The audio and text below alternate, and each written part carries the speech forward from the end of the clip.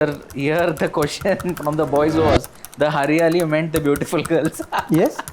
So eyes are meant. You caught me in the right place. तो जैसे famous sentence है कि beauty is not in the face but it is in the person who beholds.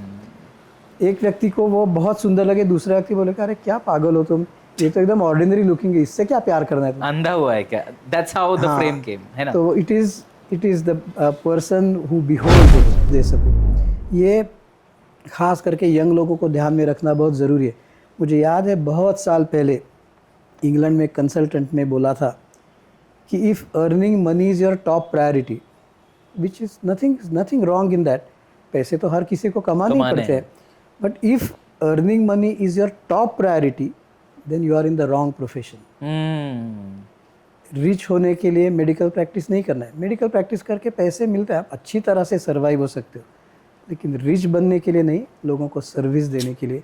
ये मेरे दिमाग में बहुत पक्की तरह से बैठा है कि मैं लोगों को सर्विस देना चाहता हूँ. यू शुड जैसे बोलते हैं ना, you should not try to have what you like, you should like whatever you have.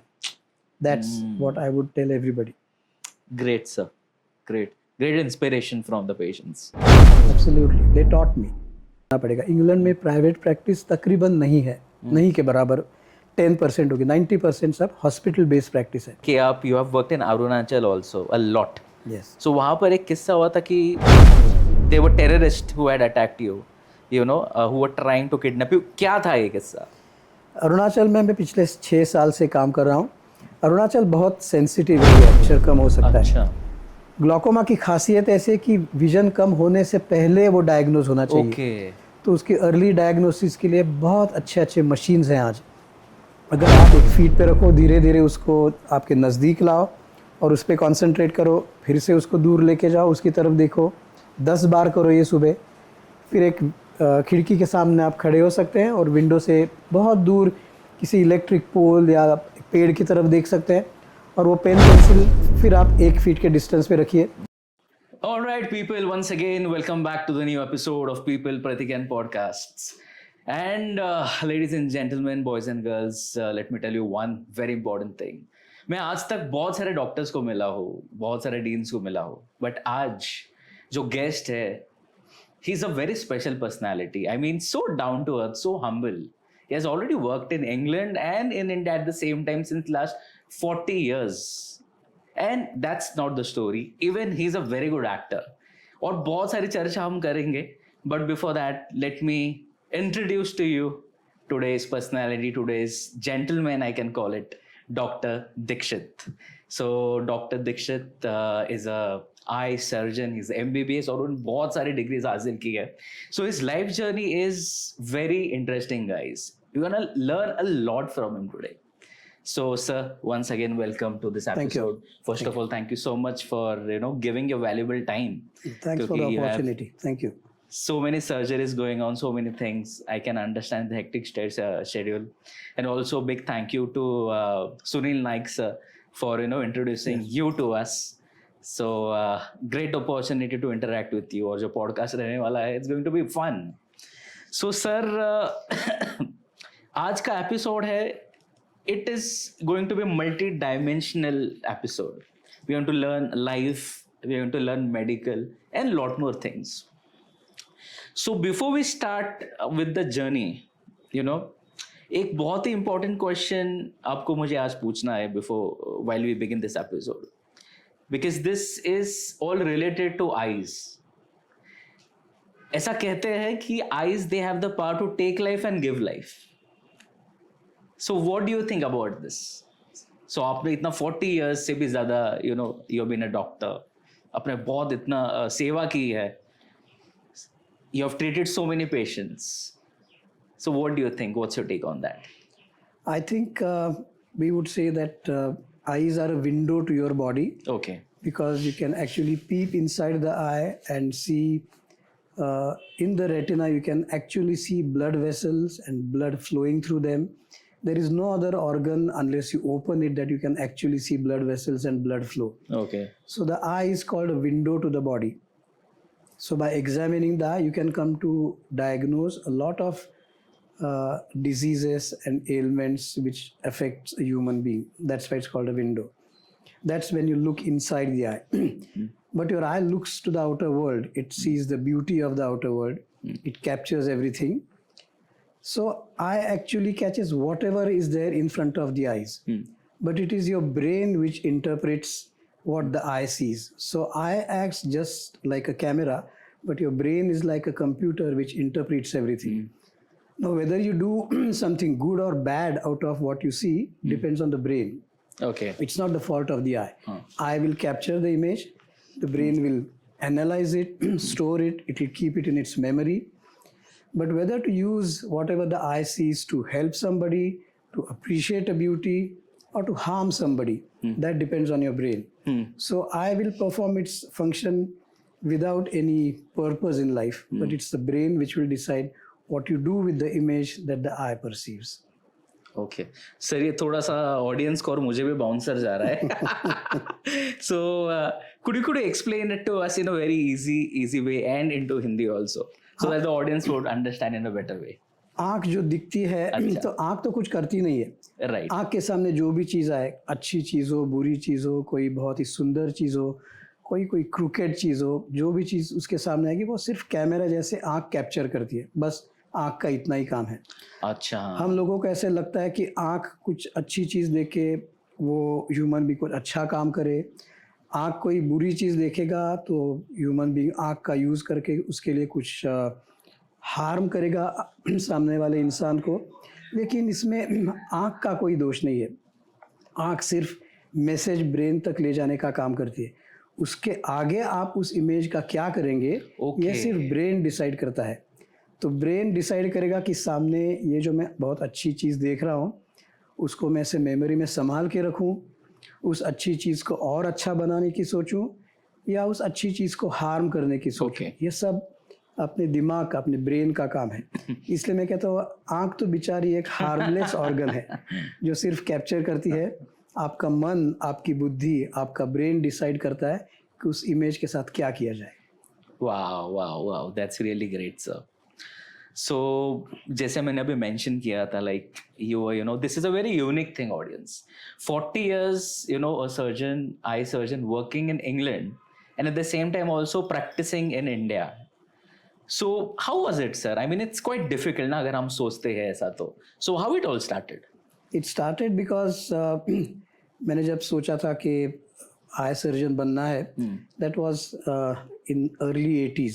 मैंने 1984 में शुरू किया ऑफ्थेल्मोलॉजी में पोस्ट ग्रेजुएशन करना. Frankly speaking, at that time the whole Indian medicine was lagging behind a lot. मैंने सिर्फ पढ़ा था आँख की इलाज के लिए. ऐसे कई मशीन्स हैं जिनको मैंने कभी देखा भी नहीं था ज़िंदगी में. तो मैंने सोचा कि अगर मुझे अच्छी सेवा देनी है इंडियन सिटीजन्स को, तो मुझे सब मॉडर्न गैजेट्स देखने चाहिए, मुझे सीखना चाहिए कि उनको कैसे यूज़ करेंगे टू ट्रीट आई डिसीजेस. तो 1984 में एग्जामिनेशंस देख के मैं पहले इंग्लैंड गया. उस वक्त बहुत डिफरेंस था, इंग्लैंड बहुत आगे था मेडिकल फील्ड में इंडिया से. तब से शुरू किया और वहाँ पे एक बार सोचा था मैंने कि वहीं पे सेटल हो जाऊँ, ज़िंदगी अच्छी है वहाँ पे. लेकिन मैं ये कहूँगा कि मेरी वाइफ, मेरी पत्नी, उनकी बहुत इच्छा थी कि वहाँ पे आप सीखो, लेकिन सेवा तो इंडिया के सिटीजन्स को ही देनी चाहिए. तो हम वापस आ गए इधर और वहाँ का नॉलेज, वहाँ का सब यूज़ करके इंडियन सिटीजन्स को ट्रीट करना शुरू किया. लेकिन वो कांटेक्ट में छोड़ना नहीं चाहता था. तो मैं हर साल कम से कम 1-2 महीने के लिए वहाँ पे जाके मेरा नॉलेज अपडेट करते रहा ताकि वहाँ का सब टेक्नोलॉजी मैं यहाँ पे लेके आऊँ. 1984 से धीरे धीरे धीरे मैं तो हर साल जाता था. अराउंड द ईयर 2000 मेरे ध्यान में आया कि अब इंडिया का मेडिसिन और इंग्लैंड का मेडिसिन एट पार है, इक्वल है. हम उनके जितनी अच्छी सेवा दे सकते हैं. उसके बाद भी मैंने शुरू रखा. 2000 साल के बाद भी मैं वहाँ पे जा रहा हूँ. मुझे बहुत गर्व है ये कहते हुए कि as far as England is concern, दुनिया में कुछ ऐसे मुल्क है, यूएसए है, कुछ यूरोपियन कंट्रीज़ है, फ्रांस, जर्मनी, लेकिन मैं तो इंग्लैंड में जाता हूँ काम करने के लिए. आज की तारीख में Indian medicine, Indian ophthalmology England से भी आगे है, क्योंकि मैं दोनों जगह पे काम करता हूँ, इसलिए मैं जानता हूँ कि हम उनको ओवरटेक कर चुके हैं। फिर भी मैं जाता हूँ क्योंकि कुछ ना कुछ चीज़, हर नई जगह पर आप जाएंगे तो कुछ तो सीखने को मिलता है आपको। लेकिन ऐसा एक बहुत बड़ी जर्नी मैंने देखी कि पहले बहुत पीछे थे इंग्लैंड से ऑफ्थेल्मोलॉजी और मेडिसिन में, फिर उनके साथ आ गए और आज एटलीस्ट इंडिया के जो मेजर मेट्रोपॉलिटन सिटीज़ है, पूना, बॉम्बे, चेन्नई, कोलकाता, बेंगलोर, इनमें जो मेडिकल सर्विस या फैसिलिटीज़ है वो हम लोग इंग्लैंड से भी आगे निकल चुके हैं। क्योंकि sir I think so this is a myth, क्योंकि बहुत लोग अभी भी ऐसा सोचते हैं कि you know hospitals in abroad are much more better than India. No, so I think so that's a wrong mindset what they have. You use the correct word. It's a myth now. पहले ज़माने में ऐसे होता था कि कुछ operation करना हो, कोई VIP हो, कोई पॉलिटिशियन हो, कोई फिल्म स्टार हो, तो वो 1 मिनट में वो डिसीजन लेते थे कि चलो अमेरिका जाएंगे और सर्जरी कर लेंगे। अब उसकी ज़रूरत नहीं है। ओके। इंग्लैंड में कुछ चीज़ें अच्छी हैं मेडिसिन में, कुछ चीज़ें इंडियन मेडिसिन में अच्छी है। इंडियन मेडिसिन में सबसे इम्पॉर्टेंट और यूज़फुल चीज़ ऐसी है कि आप सुपर स्पेशलिस्ट को, या आपके गांव में जो भी कोई टॉप का आदमी होगा किसी भी फील्ड में मेडिकल के, आप उनको मिल सकते हैं डायरेक्टली। भले ही आप 24 घंटे के अंदर या इमरजेंसी ना मिल सके, लेकिन आप 2 दिन के बाद, 7 दिन के बाद उनके अपॉइंटमेंट लेके उनको मिल सकते हैं आप। ओके। इंग्लैंड में कोई भी पेशेंट डायरेक्टली डॉक्टर को फ़ोन करके या उनके ऑफिस में फ़ोन करके स्पेशलिस्ट या कंसल्टेंट को नहीं मिल सकता। ओह, इज इट? कभी भी नहीं। उनको पहले जनरल प्रैक्टिशनर के पास ही जाना पड़ता है। या अगर आप आँख का सोचेंगे, अगर आपको कुछ दिखने में तकलीफ है तो पहले आप ऑप्टिशियन के पास जाते हैं इंग्लैंड में, या उनको ऑप्टोमेट्रिस्ट बोलते हैं। अपने यहाँ पे कई ऑप्टिकल शॉप्स हैं, वैसे इंग्लैंड में भी है। एक डिफरेंस ऐसे कि इंग्लैंड में जो पैरामेडिकल स्टाफ है, ये जो ऑप्टिशियंस और ऑप्टोमेट्रिस्ट है, वो बहुत ज़्यादा ट्रेंड होते हैं, पैरामेडिकल स्टाफ जिनको बोलते हैं। पहले आपको उनके पास जाना पड़ता है या जनरल प्रैक्टिशनर के पास।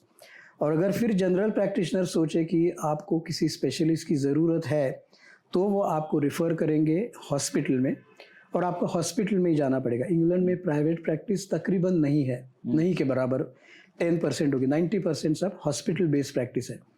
तो आप ये डिसाइड नहीं कर सकते कि मुझे किस डॉक्टर को दिखाना है, आपको उस हॉस्पिटल में जाकर आपको डॉक्टर देखेंगे। इंडिया में आप डायरेक्टली स्पेशलिस्ट को या सुपर स्पेशलिस्ट को फ़ोन करके कुछ दिनों के अंदर दिखा सकते हैं। ओके। ये एक बहुत बड़ा फ़र्क है। तो आजकल तो मैं देख रहा हूँ कि रिवर्स ट्रैफिक शुरू हो गया है। इंग्लैंड में अच्छी चीज़ें हैं क्योंकि इंग्लैंड में पूरी ट्रीटमेंट फ्री होती है, कंप्लीटली फ्री। आपका बाईपास हो हार्ट का, आपका जॉइंट रिप्लेसमेंट की सर्जरी हो या मोतिया का ऑपरेशन हो, सब चीज़ें from birth till death completely free treatment. Insurance नहीं, गवर्नमेंट स्पेंड करती है। लेकिन उसकी एक डाउनफॉल ऐसे है कि बहुत ही ज़्यादा वेटिंग पीरियड है। अच्छा। अगर आप कहें कि मुझे कम दिख रहा है तो आपको 6 महीने के बाद अपॉइंटमेंट मिलेगी। मेरे पेट में दर्द है तो 2-3 महीने के बाद दिखाएंगे आप। तो ये नेशनल हेल्थ सर्विस या NHS का ये बहुत बड़ा प्रॉब्लम है। Will come to that also sir, क्योंकि हमने ऐसा पढ़ा है, देखा है, सुना है कि in India, the health services are not, I mean, not the health services, the health policies we can call it, है ना? They are not to that extent, जैसे कि abroad में है, England में है especially. So, what is the thin line difference between the healthcare policies of both the nations? This is a very good question. India में ऐसा है कि जैसे मैंने मेट्रोपॉलिटन सिटीज़ का नाम लिया, वहाँ पे बहुत हाई क्वालिटी की सर्विस आपको मिलती है। उससे आप थोड़ी सेकंड ग्रेड टाउन्स में जाएंगे तो भी सर्विस मिलती है। शायद वो मेट्रोपॉलिटन सिटीज़ के इतनी अच्छे दर्जे की या ऊंचे दर्जे की नहीं होगी। उससे भी अगर आप नीचे गए, छोटे गांव में या विलेजेस में आप गए, तो तकरीबन आप बोल सकते हैं कि वहाँ पे अच्छी मेडिकल सर्विस अवेलेबल है ही नहीं। वहाँ पे गलत तरीके से ट्रीटमेंट हो सकती है। वहाँ पे शायद बहुत क्वालिफाइड डॉक्टर्स होंगे नहीं, क्योंकि सब डॉक्टर्स तो बड़े बड़े शहरों में आते हैं। इंग्लैंड में खासियत ऐसी है कि आप लंदन में ट्रीटमेंट लो या किसी बहुत छोटे गांव में, सेम ट्रीटमेंट आपको मिलेगी। इसको बोलते हैं स्टैंडर्डाइजेशन ऑफ प्रैक्टिस। बड़े से बड़े शहर से लेके छोटे से छोटे गांव तक इक्वल सर्विस आपको मिलेगी। इंडिया में डिफरेंस है मेट्रोपॉलिटन सिटीज और छोटे विलेजेस में। टॉप सर्विस से लेके तकरीबन कुछ भी सर्विस नहीं, ऐसी डिस्पैरिटी है इंग्लैंड में, सॉरी इंडिया में। तो ये हेल्थ सर्विस प्रोवाइड करने का बहुत बड़ा फ़र्क है। दूसरा सबसे मेजर फ़र्क जो मैं समझता हूँ, अभी मैंने जैसे आपको बताया, पूरी मेडिकल ट्रीटमेंट फ्री होती है, ओ, एक पैसा भी आपको देना नहीं पड़ता। तो चाहे कितना भी फिर आपका बिल आए, कितना भी बिल है आपको, आप चाहे 1 महीने के लिए वेंटिलेटर पे हो, आईसीयू में हो, तो अनइमेजिनेबल कॉस्ट होती है उसकी, लेकिन पेशेंट को एक पैसा भी नहीं देना पड़ता। इंडिया में या तो आपको इंश्योरेंस चाहिए या आपके पास पैसे चाहिए, लेकिन इंग्लैंड में ये होता है गवर्नमेंट की तरफ से, इंश्योरेंस की तरफ से नहीं। नहीं, हर एक आदमी जब काम करता है, तो हम लोग जैसे काम करते हैं तो इनकम टैक्स पर पे करते हैं हम लोग, गवर्नमेंट को पे करते हैं इनकम टैक्स। फिर गवर्नमेंट डिसाइड करते हैं कि उस टैक्स में से कितना परसेंटेज हेल्थ के लिए वो स्पेंड करेंगे। ओ, इंग्लैंड में ऐसा नहीं है, आप इनकम टैक्स पे करेंगे, उसके ऊपर आप 10% NI या नेशनल इंश्योरेंस को पे करेंगे, जो सिर्फ हेल्थ के लिए यूज होता है। अच्छा, तो हर एक आदमी अगर अपनी कमाई में से 10% अपनी हेल्थ के लिए गवर्नमेंट को दे दे, तो हेल्थ एक्सपेंडिचर के लिए गवर्नमेंट के पास काफ़ी पैसा है। राइट, और उसका प्रिंसिपल ऐसा है कि जो मेरा वर्किंग एज है उस वक्त मैं ये कंट्रीब्यूट करूँगा, ताकि जो छोटे बच्चे हैं जो काम नहीं करते, या जो बहुत सीनियर सिटीजन है, जो बूढ़े लोग हैं जो भी काम नहीं करते, तो उनकी ट्रीटमेंट का पूरा खर्चा मैं मेरे वर्किंग लाइफ स्पैन में पूरा करूँगा। वाओ, इसको यूनिवर्सल हेल्थ केयर बोलते हैं, UHC, जो एक्चुअली हर एक सिटीजन का हक है। हर एक सिटीजन का हक है कि उसको हेल्थ केयर और हेल्थ सर्विस फ्री मिलनी चाहिए, लेकिन ये गवर्नमेंट पे डिपेंडेंट होता है। ये खर्चा गवर्नमेंट ने करना चाहिए, उसके लिए हमको कंट्रीब्यूट भी करना चाहिए। गवर्नमेंट के पास पैसा कहाँ से आएगा? हम लोग देंगे टैक्स के रूप में, तो ही पैसा आएगा। लेकिन हम लोगों को गवर्नमेंट को पूछना चाहिए कि आप आपके कलेक्शन में से कितना % हेल्थ के लिए स्पेंड कर रहे हैं। मुझे फिगर्स मालूम है, इंडिया में तकरीबन 1.3 या 1.4% ऑफ GDP हेल्थ पे खर्चा होता है। वो कम से कम 2.5% चाहिए या उससे ऊपर भी चाहिए, तो हर एक सिटीजन को, हर एक नागरिक को फ्री हेल्थ केयर मिल सकती है। इसलिए हम लोगों को यूनिवर्सल हेल्थ सर्विस के लिए गवर्नमेंट को बताना चाहिए, लेकिन लोगों को शायद ये मालूम नहीं होगा कि कुछ मुल्कों में कम्प्लीटली फ्री ट्रीटमेंट होती है। तो हमको हमारे जो नेता है उनसे डिमांड करनी चाहिए कि हमको अच्छी हेल्थ दे दो, क्योंकि वो मेरा बेसिक राइट है। So, sir, I think so. You just mentioned about the UHS. So, this is one of the most successful policies for other countries. Yes. तो हमारा भारत इसमें क्यों पीछे गिर रहा है? What's the main reason? The main reason is that government needs money to conduct universal health care, which has to be paid by the citizens. The citizens. अगर आप देखें परसेंटेज की अपने पूरी पॉपुलेशन में और वर्किंग एज में percentage कितना है जितने लोग इनकम टैक्स भरते हैं, यू विल बी सरप्राइज, बहुत कम है ये। तो ऑनेस्टली अगर हर कोई अगर इनकम टैक्स भरे या हेल्थ के लिए प्रोवाइड करे, तो गवर्नमेंट के पास पैसा आएगा, और गवर्नमेंट जो करते हैं उसके लिए वो अकाउंटेबल चाहिए, आंसरेबल चाहिए। मैं पूछना चाहता हूँ गवर्नमेंट की कि आपने कितना खर्चा किया हेल्थ, हमारे यहाँ पे अकाउंटेबिलिटी बहुत कम है। तो एक तो सिटीजन्स को ही कंट्रीब्यूट करना चाहिए, लोगों ने इनकम टैक्स और बाकी के टैक्स ऑनेस्टली भरने चाहिए, और गवर्नमेंट भी अकाउंटेबल चाहिए, और गवर्नमेंट अपना कॉन्शियंस अच्छा रख के सिटीजन्स के लिए स्पेंड करना चाहिए। अगर आप सोचेंगे, आप न्यूज़ देखे होंगे, BBC या कोई अमेरिकन चैनल हो, जब भी वहाँ पे इलेक्शन होता है तो 2 चीज़ों पे इलेक्शंस होते हैं, 2 चीज़ों पे वहाँ के लीडर्स जीते। एक होता है इमिग्रेशन, वो अलग बात है, लेकिन दूसरी चीज़ होती है हेल्थ। ओके, इन 2 मुद्दों पर वहाँ पे इलेक्शन लड़ा जाता है। अपने यहाँ पे कुछ अलग ही मुद्दों पर लड़ा जाता है, अलग मुद्दों पर लड़ा जाता है। हेल्थ के मुद्दे पे कोई उसको प्रायोरिटी नहीं देता, तो वो होना चाहिए। और वो हम सिटीजन्स अपने गवर्नमेंट से, अपने लीडर से डिमांड कर सकते हैं कि हमको जो कोई अच्छी हेल्थ केयर देगा उसको मैं वोट दूंगा। Great sir. So what's your take on, what do you think कि इस दुनिया में ऐसी कौन सी कंट्री है जो सबसे best health care facilities provide करती है? ऐसे एक कंट्री का नाम लेना मुश्किल है, दोनों में प्लस माइनस पॉइंट्स। इंग्लैंड का तो मैंने बहुत बताया, क्योंकि वहाँ पे मैं काम करता हूँ, तो वहाँ पे मैं डॉक्टर हूँ, लेकिन वहाँ पे मैं पेशेंट भी हूँ, क्योंकि जब मैं रहता हूँ मैं भी कभी बीमार पड़ सकता हूँ। तो मैंने दोनों साइड से देखा है वहाँ की हेल्थ सर्विस। सरप्राइजिंगली एक कंट्री है जो इतनी एडवांस और इतनी रिच कंट्री नहीं है, क्यूबा में बहुत अच्छी हेल्थ केयर सर्विस है, उसको वहाँ की गवर्नमेंट की पॉलिसी की वजह से। फिर बाकी कनाडा है, ऑस्ट्रेलिया है, कई देशों में हेल्थ केयर बहुत अच्छी तरह से दी जाती है। अमेरिका में भी दी जाती है। अमेरिका में पूरा इंश्योरेंस कंपनीज पे डिपेंडेंट होता है। अगर आपके पास अच्छी इंश्योरेंस है तो आपको सर्विस मिल सकती है। इंडिया में अगर आप सब स्टेट्स देखें, मैं किसी स्टेट को फेवर नहीं करना चाहता, Exactly. लेकिन अगर आप स्टैटिस्टिक्स देखें तो इंडिया में सबसे अच्छी हेल्थ केयर केरला स्टेट में मिलती है। ओके। पिछले हफ्ते ही न्यूज़ में आया था कि इन्फेंट मॉर्टेलिटी रेट करके होता है, यानी जब बच्चे का जन्म होता है तो उसमें से कितने बच्चे सर्वाइव होते हैं, कितनों की मौत होती है, उसको इन्फेंट मॉर्टेलिटी रेट बोलते हैं। पिछले हफ्ते फिगर्स रिलीज हुए तो केरला में इन्फेंट मॉर्टेलिटी रेट अमेरिका से भी बेहतर है, ऐसे पिछले हफ्ते में डिक्लेयर हुआ। इतना कुछ हो सकता है अगर हेल्थ केयर अच्छी तरह से प्रोवाइड की जाए। सो सर, अभी आपने जिक्र किया क्यूबा का। सो इट सीम्स कि क्यूबा वैसे इतना रिच कंट्री नहीं है, या it's not that developed country, you know, like Canada, Australia. But कैसे क्या वहाँ पर इतनी health care, you know, it's improved? What are the primary reasons? What do you feel about that? It is completely, it depends on the government.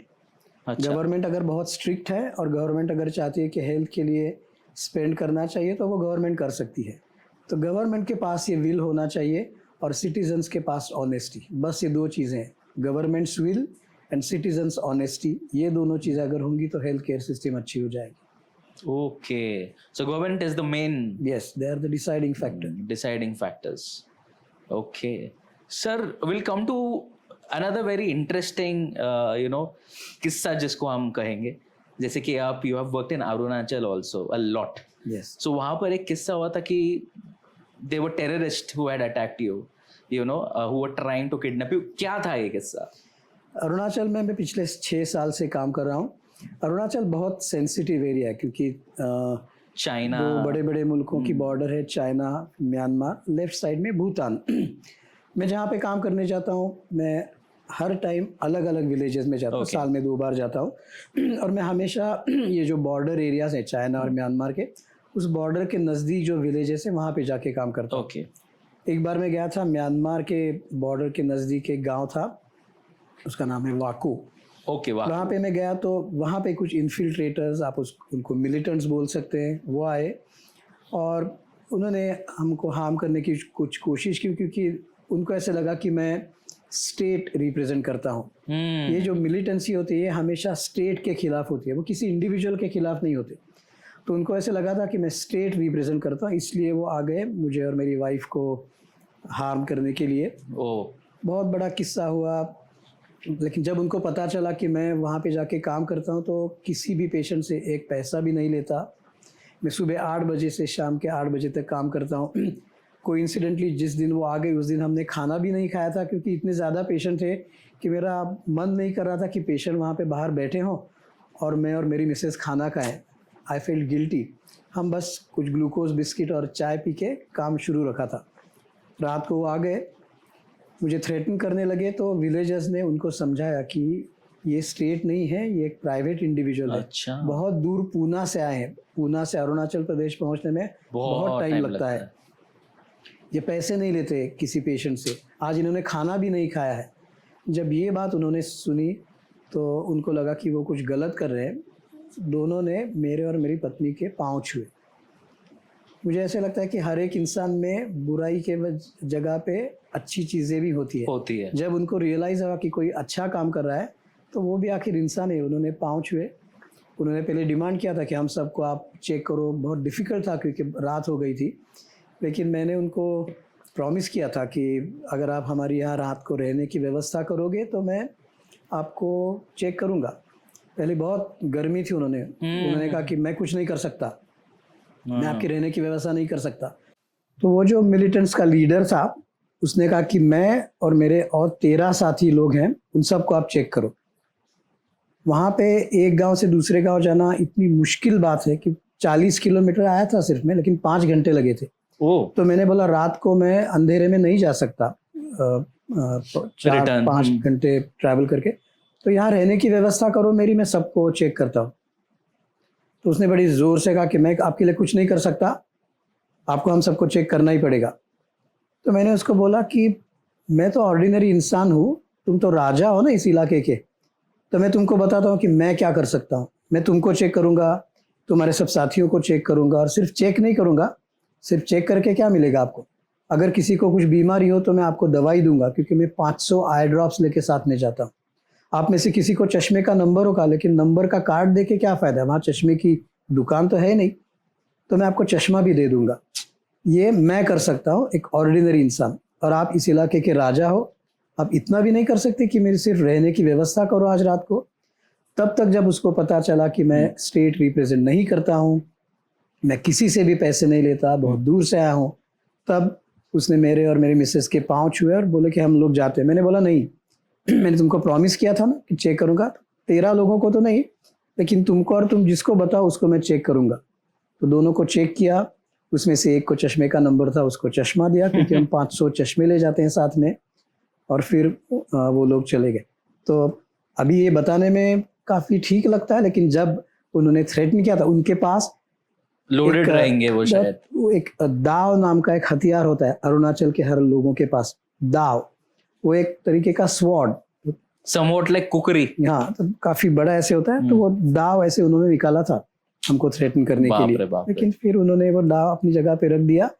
तो जब ये हुआ तब बहुत डर लगा था, लेकिन जब ऐसी कोई सिचुएशन आती है तो इंग्लिश में बोलते हैं कि एड्रेनलिन रश होता है आप में, आप पहले सोचेंगे नहीं, लेकिन कुछ आप में कुछ एक्स्ट्रा स्ट्रेंथ आ जाती है, वैसे शायद आ गई, और मैंने उससे बोल्डली सब बातें की, लेकिन उसका अंत अच्छी तरह से, वो भी खुश हुए कि मैंने 2 लोगों को चेक किया और चले गए। हमने ये भी सुना है कि जो टर्म है ग्लोकोमा, जिसको शायद हम मराठी में काच बिंदु बोलते हैं, ये शब्द से बहुत सारे लोग डर जाते हैं, स्पेशली जो सीनियर्स है वो। तो इज इट क्यूरेबल नाउ? जब मैं पढ़ता था, जब मैंने ऑफ्थेल्मोलॉजी की पढ़ाई की 1982, 83, 84 में, उस वक्त अगर कोई डॉक्टर पेशेंट को बोले कि आपको ग्लोकोमा हुआ है, जैसे आपने कहा मराठी में उसको काच बिंदु बोलते हैं, हिंदी में काला पानी बोलते हैं, अच्छा, तो it was like a death warrant for the eye, कि आपको ग्लोकोमा मींस खत्म, कुछ सालों के बाद आपका दिखना बंद हो जाएगा। उसकी वजह थे उस वक्त ग्लोकोमा ट्रीट करने के लिए अच्छे मेडिसिन ही नहीं थे। मुझे याद है सिर्फ एक ड्रॉप था पिलोकार नाम का, जब मैं ऑफ्थेल्मोलॉजी मैंने पढ़ाई की, एक ही ड्रॉप, वो भी बहुत एफिशिएंट नहीं था, बस उतना ही था, या तो फिर आप ऑपरेशन करते ग्लोकोमा के लिए। आज ग्लोकोमा ट्रीट करने के लिए 5-6 बहुत अच्छे मेडिसिन है, जिससे आँख का प्रेशर कम हो सकता है।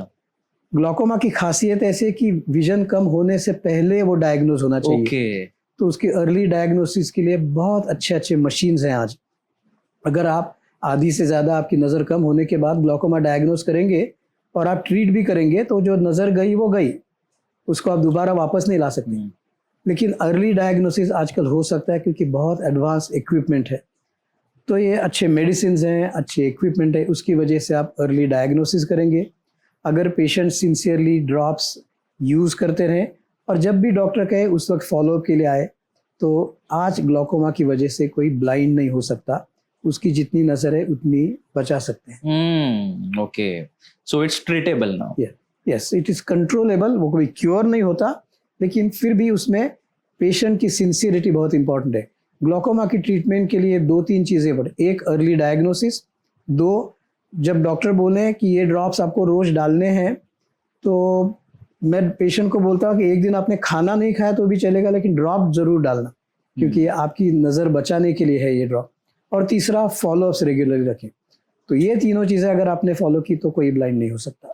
Okay sir, as we all know कि एआई का ज़माना है ना, तो हमने ऐसा एक सुना था कि इवन इफ आपके अगर आंखें डैमेज्ड हो, still I think so there some technology which is coming up, जो शायद आपके ब्रेन्स को कुछ साइंस पास ऑन करके they can create an image. So what exactly is this? आज की तारीख में, बिल्कुल आज, अगर आप दोनों आंखों से ब्लाइंड है, बच्चों से लेके बूढ़ों तक किसी को भी खतरनाक बीमारी हो सकती है, तो उसके लिए आज एक स्मार्ट ग्लासेस करके ग्लासेस आते हैं। Okay, smart glasses. हाँ, उससे आपको दिखता नहीं है। वो स्मार्ट ग्लासेस अगर आप लगाएंगे तो उसमें एक कैमरा होता है, वेब कैम जैसे, सामने जो भी कोई आए तो वो उसका फोटो लेता है, वीडियो भी लेता है। फिर उसमें एक माइक्रोचिप होती है, कंप्यूटर जैसे होता है वो। तो समझिए मैं 50 लोगों को जानता हूँ, तो उनके अगर फोटो मैंने फीड किए तो मैं उनके नाम लिख सकता हूँ कि ये व्यक्ति है, ये मेरे चाचा हैं, ये मेरा भतीजा है, ये मेरा दोस्त है, सबके नाम मैं फीड कर सकता हूँ। जब भी वो इंसान मेरे सामने आएगा तो कैमरा वो कैप्चर करेगा और उसको मेमोरी में मालूम है कि ये व्यक्ति है, तो वो मुझे बताएगा कि आपके सामने आपका ये दोस्त आया। तो मुझे दिखता कुछ नहीं, लेकिन मैं मेरा हाथ आगे बढ़ा के बोलूंगा, हेलो अशोक, कैसे हो तुम? क्योंकि वो स्मार्ट ग्लासेस मुझे बताती कि वो अशोक सामने आया है। वो और भी एक काम करती है, अगर आप कोई भी चीज़ पढ़ना चाहे तो 20-25 लैंग्वेजेस पढ़ सकता है वो। तो आप न्यूज़पेपर सामने रखें या कोई किताब सामने रखें इन 20 लैंग्वेजेस में, तो वो कैमरा वो सब देखता है और आपको सुनाता है। तो आप देख नहीं सकते, लेकिन आप अलग तरीके से सामने आए व्यक्ति को आप पहचान सकते। आप पढ़ नहीं सकते, लेकिन आपके सामने अगर कुछ रखा जाए तो आपको पता चलता है कि वो क्या है। ये आज भी मौजूद है, इंडिया में भी मिलते हैं ये स्मार्ट ग्लासेस। ओके। उसकी आदत करनी पड़ती है, थोड़े से एक्सपेंसिव है, एग्जॉर्बिटेंटली एक्सपेंसिव नहीं, लेकिन एक्सपेंसिव। स्टिल एन अमाउंट क्या हो सकता है उसका? Around 50,000 rupees. 50,000। लेकिन जिस इंसान को कुछ भी नहीं दिखता है, शायद वो खुद या किसी से मदद लेके या NGO से मदद लेके ये चश्मा ले सकता है। तो ये हुआ आज जो अवेलेबल है। लेकिन अगर आंख का भी काम करना है, तो अगर मेरी विजन बिल्कुल कम है तो फिर ऐसे ही एक चश्मा होता है जिसे अटैच्ड होता है एक वीडियो कैमरा, वो इमेज कैप्चर करता है। और आपके रेटिना में, जिससे आपको दिखाई देता है, मराठी में उसको मज्जा पटल बोलते हैं, वहां पे एक माइक्रोचिप इम्प्लांट करते हैं। उसमें सेल्स या सेमीकंडक्टर्स होते हैं। वो जो आपको दिखता है वो विजुअल मैसेज उस चिप पे जाता है जो आपकी रेटिना में इंसर्ट की है। और वहां से इलेक्ट्रोड से मैसेज अपनी ब्रेन में जाता है, जहाँ पे किसी भी चीज को आप देखेंगे तो उसका इंटरप्रिटेशन यहाँ पे होता है, ब्रेन का पीछे वाला हिस्सा जिसको ऑक्सीपिटल कॉर्टेक्स बोलते हैं। आज ये एक्सपेरिमेंटल स्टेज में है, क्योंकि उससे बहुत अच्छा रेजोल्यूशन नहीं हो सकता। अगर ऐसे करूंगा तो मैं आपको पहचानूंगा नहीं। आज उसकी रेजोल्यूशन सिर्फ इतनी है कि मेरे सामने अगर कोई सॉसर या कप रखेंगे तो मैं बोलूँगा कि मेरे सामने कुछ है, शायद वो ऐसे राउंड कलर का है, उसके नीचे कुछ राउंड है, तो ये शायद कप और सॉसर हो सकता, बस इतना ही। लेकिन जब उस सेमीकंडक्टर में 1000 की जगह 10,000 की जगह 1 लाख सेमीकंडक्टर्स या सेल्स आएंगे, उतना ही रेजोल्यूशन बढ़ेगा। और फिर जिस आदमी को कुछ भी नहीं दिखता है वो शायद देख सकेगा, लेकिन ये फ्यूचर की बात है। और भी रिसर्च है जिसमें स्टेम सेल्स या कुछ जीन थेरेपी हो सकती है, जिसके शायद आज जो इंसान ब्लाइंड है वो देख सके, लेकिन ये फ्यूचर की बात है। But can that happen? मतलब हो सकता है? It will happen. ऐसी आज टेक्नोलॉजी में और साइंस में ऐसी चीजें जिसको हम सोच भी नहीं सकते थे, जो आज पॉसिबल है। तो ये भी आगे चल के डेवलप होगा जरूर। क्या बात है, that's really great sir. Sir, एक विलेज है which is near Mahabaleshwar, which is made Bhutad, I think so, right? Yes, correct. So आपने वहां पर भी बहुत योगदान दिया है। You have been there, you have helped all the people, you have treated patients. So उसके बारे में कुछ? In the year 2005 मैंने महाबलेश्वर में एक जगह लेके वहाँ पे एक मकान बनाया। 1-2 साल लगे महाबलेश्वर का वो मकान तैयार होने में। मैं हर एक वीकेंड पे वहाँ जाता था। वहाँ पे वो छोटा सा गांव है, उसका नाम है मेट गुताड़, उसको गुताड़ बोलते हैं वहाँ के लोग। बहुत छोटा सा गांव है। जब मैं जाता था तो लोगों को शायद पता चलता था कि यहाँ पे कोई किसी एक डॉक्टर ने घर बनाया है, एक मकान बनाया है। तो कभी कभी छोटे बच्चे, कुछ बूढ़े लोग आते थे सलाह लेने के लिए। तो मेरे पास कुछ नहीं था वहाँ पे, और ना वहाँ पे कोई क्लिनिक था, ना कोई हॉस्पिटल था। तो मेरी वाइफ ने सजेस्ट किया कि हम यहाँ पे आते हैं हर वीकेंड को, तो क्यों ना इन लोगों को चेक करें। तो मैंने सोचा बहुत अच्छी आइडिया है। तो मैं एक रूम मैंने उसका ट्रांसफॉर्मेशन किया क्लिनिक में, और मैं हर फ्राइडे इवनिंग को वहाँ पे जाता था। सैटरडे संडे पेशेंट्स देख के फिर पुणे वापस आता था। मैंने बहुत से इक्विपमेंट्स वहाँ पे रखे, और वहाँ पे छोटे बच्चे आते थे, बूढ़े लोग आते थे, मिडिल एजेड लोग आते थे। उनको मैं चेक करके वहाँ पे उनको ट्रीट करता था। कुछ लोग ऐसे थे जो होटल ओनर्स हैं, महाबलेश्वर में सैकड़ों होटल्स हैं, तो वो आते थे तो वो अफोर्ड कर सकते थे, तो पूना से 1/5 शायद मैं फीस लेता होगा, लेकिन वो फीस लेते थे। कुछ विजिबली इतने पुअर लोग थे तो उनसे मैं कभी पैसे नहीं लेता, तो किसी से पैसे लिए, किसी से बिल्कुल पैसे नहीं लिए।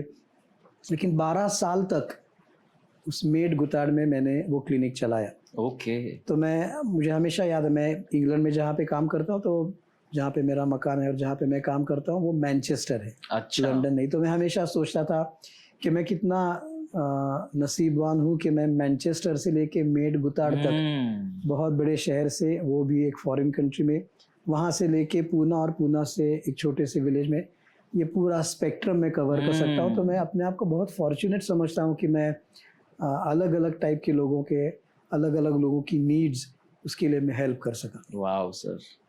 सो सर, ये सब सुनकर देखकर मुझे एक क्वेश्चन आता है कि जैसे आपने मेंशन किया Manchester 40 years, India more than 40 years, villages, Arunachal, you have seen so many dimensions of life.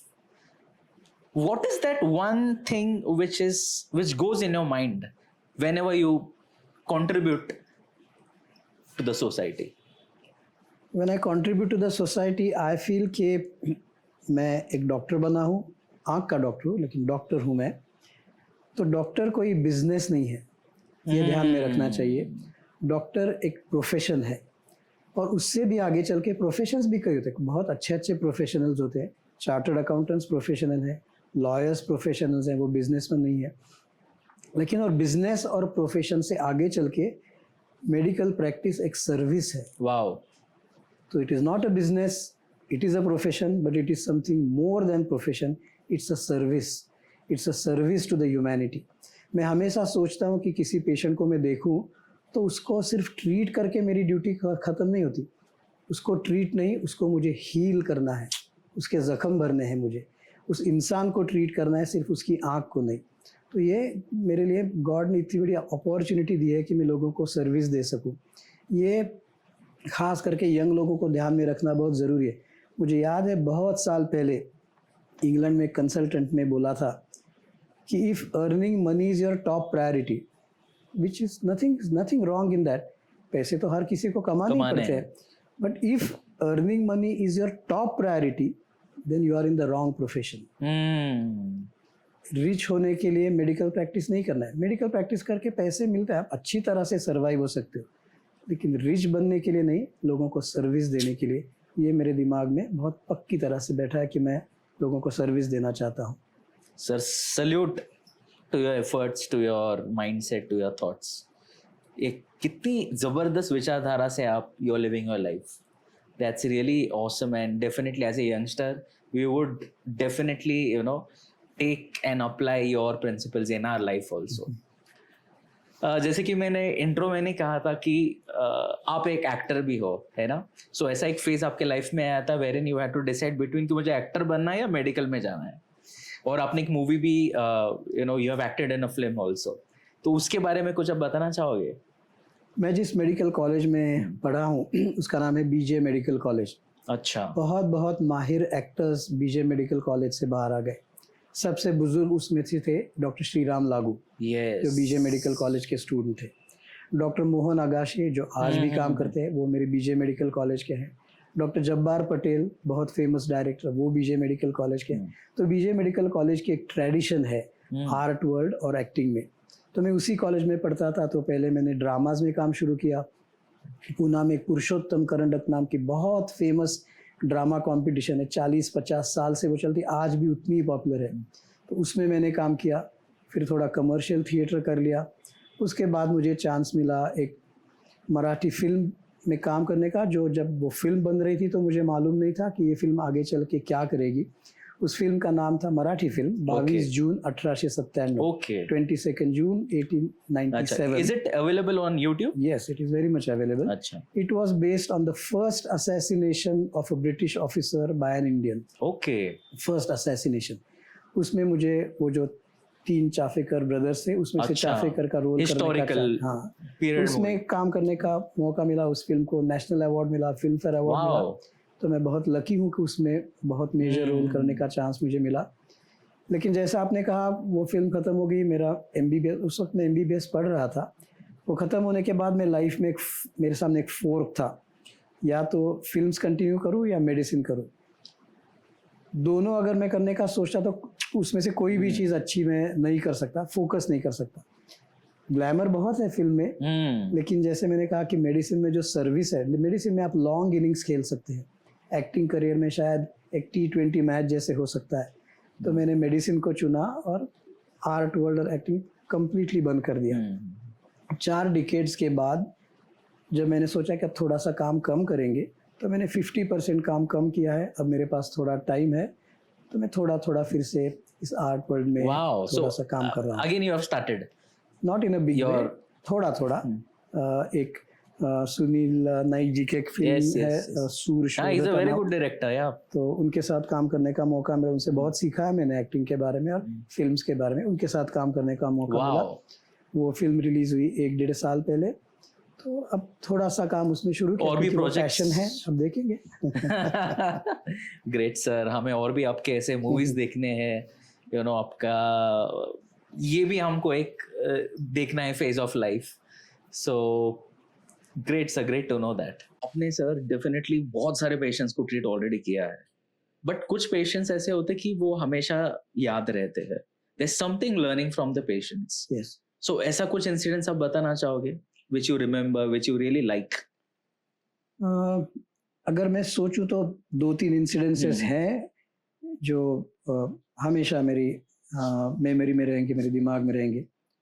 एक छोटी बच्ची थी जो 2-3 साल की थी, तब से मेरे पास आती थी चेकिंग करने के लिए। उसको एक आँख तकरीबन थे ही नहीं, एम्प्टी सॉकेट था, कुछ नहीं था वहाँ पे। और उसकी दूसरी आँख भी नॉर्मल साइज से सिर्फ 30% थी। उसको माइक्रोऑफ्थैल्मोस बोलते हैं। इतनी छोटी उम्र में जब वो 5-6 साल की थी, उसका मोतिया का ऑपरेशन करना पड़ा था। उसको मोतिया भी हुआ था। उसकी विजन एक आंख से 0 और दूसरी आंख से नॉर्मल के लेट्स से 25% विजन थी।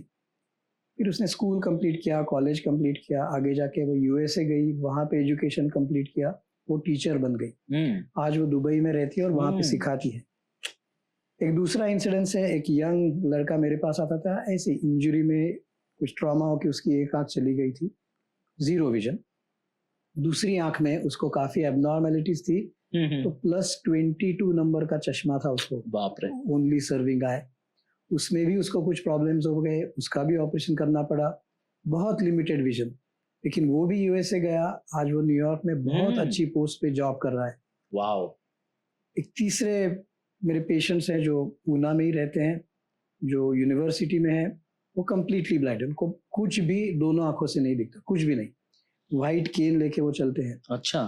लेकिन उन्होंने संस्कृत में PhD की। ओहो। और आज वो यूनिवर्सिटी में पढ़ाते हैं और जर्मनी जैसे देश में वो साल में 2 बार संस्कृत पढ़ाने के लिए जाते हैं।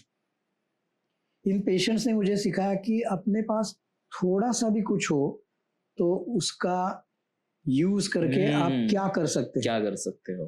तो ये इन पेशेंट्स ने मुझे सिखाया, और ये मैं मेरे बाकी के पेशेंट्स को बोलता हूँ। कोई पेशेंट्स बोलते हैं कि मुझे 100% नहीं 90% विजन है, तो ये 10% कम क्यों मुझे दिख रहा है। तो मैं उनको ये एग्जांपल देता हूँ कि आप 10% कम दिखने की बात कर रहे हो, इन पेशेंट्स को 10% भी नहीं दिखता है, लेकिन वो कहाँ पहुंच गए। तो अपने पास जो भी है, कितना भी कम हो, इसका यूज करके आप बहुत आगे बढ़ सकते हैं। ये पेशेंट्स ने सिखाया मुझे। और ये इन 3-4 पेशेंट्स का एग्जाम्पल मैं कोट करता हूँ। जब पेशेंट्स कंप्लेन करते हैं कि मुझे थोड़ा सा कम दिखता है, मैं कोशिश तो जरूर करूंगा उनको ट्रीट करने की, लेकिन ये पॉजिटिव एटीट्यूड रखो, ये मैं बोलता हूँ। दूसरा एक इंसिडेंस है, एक टीनेजर, एक लड़का मेरे पास आता था। मैंने सुना था कि कई सालों से वो सुन नहीं सकता था, डेफ था, कुछ बोल नहीं सकता था, म्यूट था, लेकिन दिखता था उसको दोनों आंखों में मोतिया हो गया। कुछ 18-19 साल का था वो। जब उसका दिखना बंद हो गया तो वो डॉक्टर के पास आया, मेरे पास आया था। उसका मैंने ऑपरेशन किया। अब मेरे प्रॉब्लम ऐसी थी कि उसको पूछूं कैसे कि उसको दिखता है कि नहीं, क्योंकि वो सुन नहीं सकता था, वो बोल नहीं सकता था, बताएगा कैसे मुझे। राइट। वो फॉलोअप के लिए आता था, बैठता था मेरे कंसल्टिंग रूम में। वो दिख रहा था कि बाकी के पेशेंट ऑपरेशन के बाद आ रहे हैं। अच्छा। मैं उनको कैसे चेक करता हूँ, तो मैं उनको उंगलियां दिखाता था। आपको उंगली दिख रही है, ये उंगली कितनी है, बताओ कितनी है। तो वो क्वाइट उसके ऑपरेशन के बाद वो ऑब्जर्व कर रहा था। एक दिन वो मेरे सामने आके बैठा और मुझे उसने ऐसे टैप किया और बोला कि ओ, उसने बोला कि मुझे ये 2 उंगली है, ये 5 उंगली है, दिख रहा है मुझे, क्योंकि उसने ऑब्जर्व किया कि मैं पेशेंट की विजन कैसे चेक करता हूँ। उस वक्त मेरे ध्यान में आया कि जब वो सुन नहीं सकता था, बोल नहीं सकता था, तो डॉक्टर के पास नहीं गया, लेकिन विजन, इस सेंसरी ऑर्गन का क्या इंपॉर्टेंस है। अपने जो सेंसेस हैं, टच, स्मेल, हियरिंग, टेस्ट और विजन, उसमें से विजुअल सेंस का कितना इंपॉर्टेंस है कि जब मुझे कोई सुनाई नहीं देता, ठीक है, इतना कोई मैं बॉदर नहीं करता, लेकिन जब दिखना बंद हो जाता है तब इंसान घबरा जाता है। और उस वक्त वो डॉक्टर के पास गया। तो मैं अपने आप को बहुत फॉर्चुनेट समझता हूँ कि भगवान ने मुझे कुछ ऐसा काम करने की अपॉर्चुनिटी दी है कि मैं ये इंसान की सबसे बड़ी जो सेंसरी थिंग है, विजन, उसके लिए मैं कुछ काम कर सकता हूँ। मैं अपने आप को बहुत बहुत फॉर्चुनेट समझता हूँ इसके लिए। और सर इसके साथ वो कोड भी बहुत मैच होता है कि focus on the things what you already have it with you, don't focus on what's not in your hand. Yes, absolutely. You should, जैसे बोलते हैं ना, you should not try to have what you like, you should like whatever you have. That's what I would tell everybody. Great sir, great inspiration from the patients. Absolutely, they taught me. So we'll come to one of the last elements of this podcast, जो कि हम कहते हैं rapid fire questions, है ना? So कुछ questions ऐसे हैं, so before we come for this episode, कुछ viewers होते हैं, audiences होते थे, you know, randomly throw the questions जिनको कुछ जानना है. Yes. So we wanted to know some good exercise for the eyes, कि जो छोटे बच्चे हैं, बच्चों से लेकर seniors तक, कि जो on everyday basis they should practice those exercises. कि आपकी आँख कितने भी हेल्दी हो ना हो, but you have to do it as an part and parcel of your lifestyle. क्या है वो एक्सरसाइजेस सर? जैसा कि आप जानते हैं, आप बॉडीली एक्सरसाइज अगर करेंगे तो क्या स्ट्रांग होता है? आपके मसल स्ट्रांग होते हैं। स्विमिंग करो, आप जिम में जाओ, आप पैदल चलो, तो आपके मसल स्ट्रांग होते हैं। हर एक एक्सरसाइज सिर्फ मसल्स को स्ट्रांग कर सकता है। तो आँख की एक्सरसाइज भी अगर आप करेंगे तो आँख के मसल स्ट्रांग होते हैं। उसके लिए 1-2 टाइप के एक्सरसाइज होते हैं। आप कोई भी चीज़, पेन, पेंसिल आपके हाथ में पकड़ो, एक फीट पे रखो, धीरे धीरे उसको आपके नज़दीक लाओ और उस पर कॉन्सेंट्रेट करो, फिर से उसको दूर लेके जाओ, उसकी तरफ देखो। 10 बार करो ये सुबह। फिर एक खिड़की के सामने आप खड़े हो सकते हैं और विंडो से बहुत दूर किसी इलेक्ट्रिक पोल या पेड़ की तरफ देख सकते हैं। और वो पेन, पेंसिल फिर आप 1 फीट के डिस्टेंस पे रखिए, दूर उस पेड़ की तरफ देखिए और फिर जल्दी से उस पेन की तरफ देखिए जो 1 फुट पे रखा है। 10 सेकंड वहाँ पे देखिए, फिर आपकी विंडो से बाहर उस पेड़ की तरफ देखिए। ये 10 बार कीजिए। ये एक्सरसाइज फोकस करने के जो मसल्स आँख में होते हैं उनको स्ट्रॉन्ग करता है, तो आपकी फोकस करने की एबिलिटी बढ़ती है। और एक एक्सरसाइज, आप आँख क्लॉकवाइज और एंटी क्लॉकवाइज रोटेट कर सकते हैं। आपके जो कार्डिनल 9 डायरेक्शंस है, राइट साइड, लेफ्ट साइड, ऊपर नीचे, ऊपर और राइट साइड, ऊपर और लेफ्ट साइड, इस सब डायरेक्शंस में अगर आप सुबह उठने के बाद आंखें मूव करेंगे तो आंख हिलाने के जो मसल्स है, पहले जो एक्सरसाइज मैंने बताया वो आपकी पुतली या प्यूपिल्स या फोकस करने वाले मसल्स को ट्रेन करता है। और आंख हिलाने के जो मसल्स हैं वो आंख के बाहर के जो मसल्स हैं उनको स्ट्रेंथन करते हैं। तो ये एक्सरसाइजेस आप करेंगे तो आपकी फोकसिंग कैपेसिटी बढ़ती है। किसी को अगर तिरछापन या स्क्विंट हो छोटी ग्रेड का, तो एक्सरसाइज की वजह से वो थोड़ी हद तक करेक्ट हो सकता है। Okay.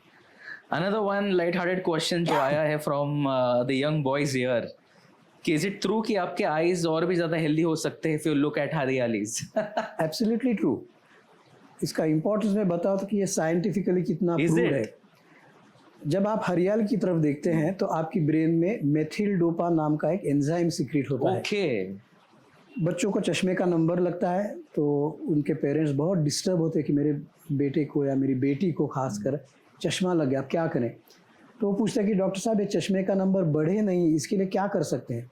उसके लिए कुछ अलग अलग इलाज हैं, लेकिन एक बहुत इम्पॉर्टेंट है कि ग्रीनरी की तरफ देखना। अगर आप ग्रीनरी की तरफ देखेंगे, हरियाली की तरफ, तो वो मेथिल डोपा जो सीक्रेट होता है उससे नंबर का बढ़ना कुछ हद तक कंट्रोल में रहता है।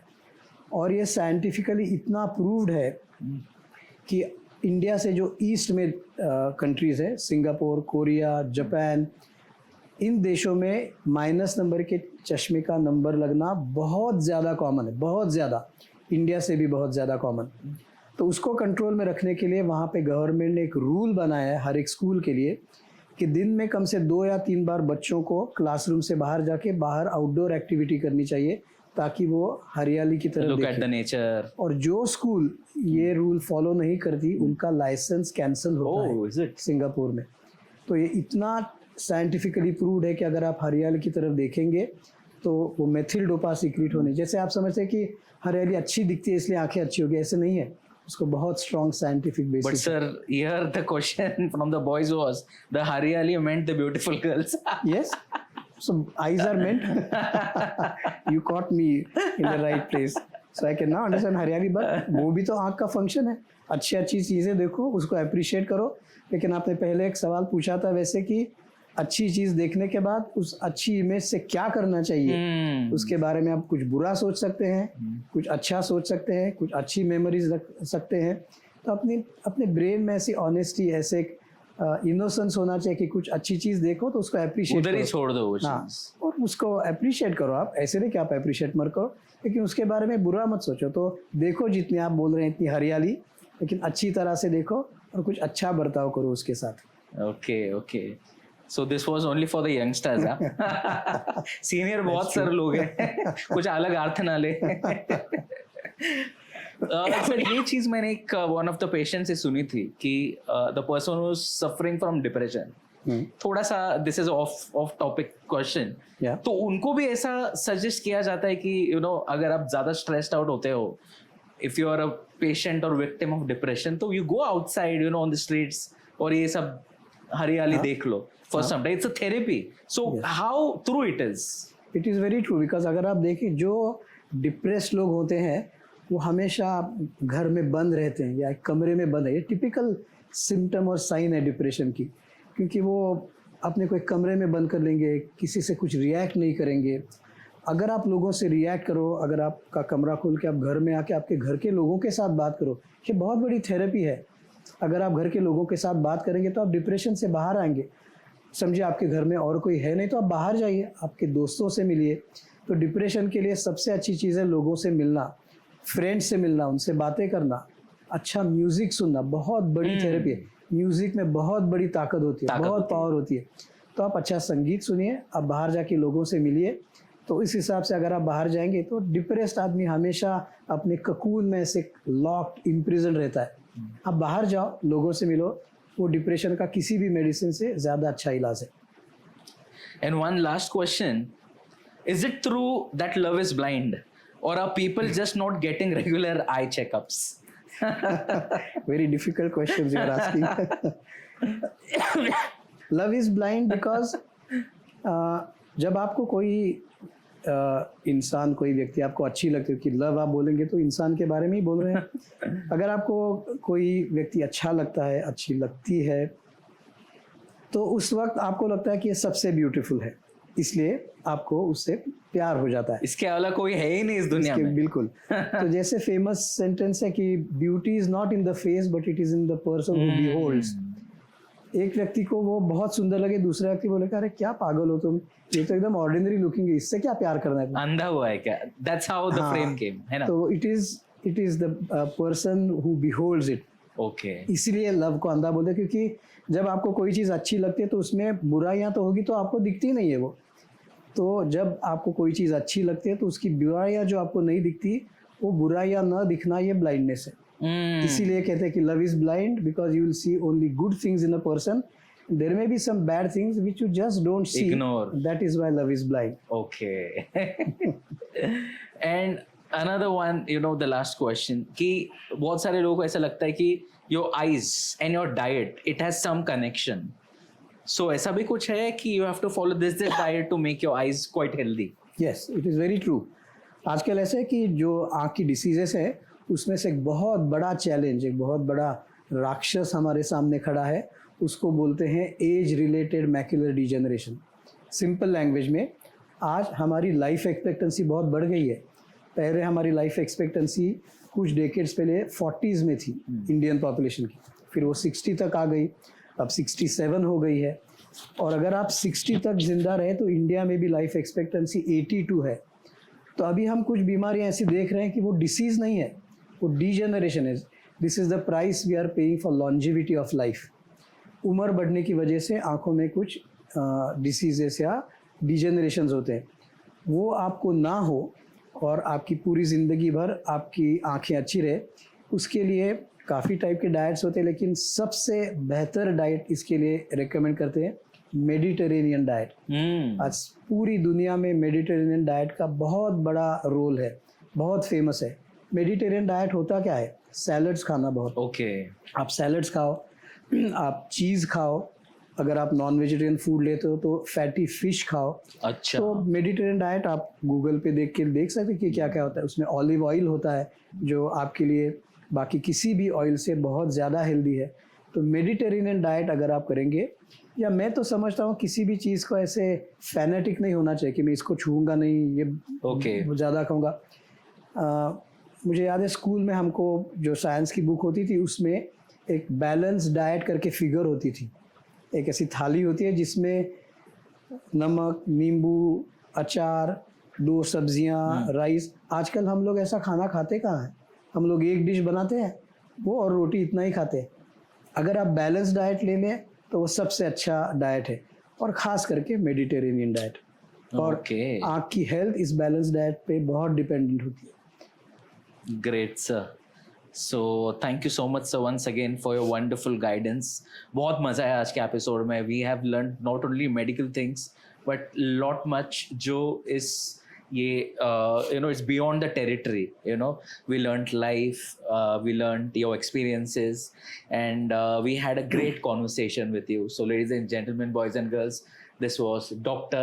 Dixit for you all. Once again, sir, thank you so much. Thank you. For Thank being you very here. much. We Thank had you a for great such time. nice questions. Thank you. Sir. Thank you.